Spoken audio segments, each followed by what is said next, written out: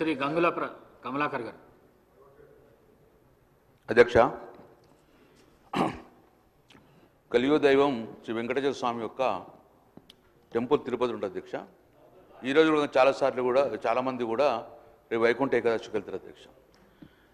నా రిక్వెస్ట్ ఉంది అధ్యక్ష, జీరో అవర్గా భావించకుండా ముఖ్యమంత్రి గారు కూడా హౌస్లో ఉన్నారు కాబట్టి మనం తిరుపతికి వెళ్ళినప్పుడు చాలా కూడా అకామిడేషన్కి ఇబ్బంది అవుతుంది అధ్యక్ష.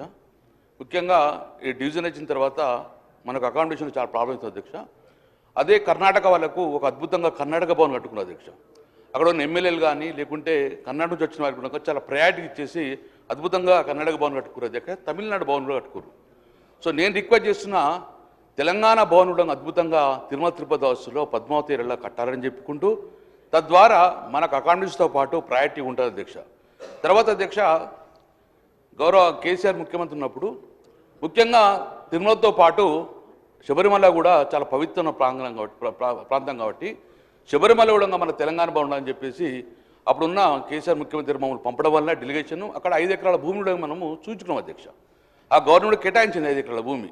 సో వెనువెంటనే ఈ ప్రభుత్వము స్పందించి ఆ 5 ఎకరాల భూమిలో శబరిమల కూడా తెలంగాణ భవనం కట్టాలని చెప్పి తద్వారా తెలంగాణ ప్రాంత భక్తులకు కూడా ఎలాంటి ఇబ్బంది కాకుండా చూదని చెప్పి గౌరవ ముఖ్యమంత్రి గారు దాన్ని స్టేట్మెంట్ ఇవ్వాలని చెప్పి నేను రిక్వెస్ట్ చేసిన అధ్యక్ష. మంత్రి గారు. నోటెడ్ అధ్యక్ష.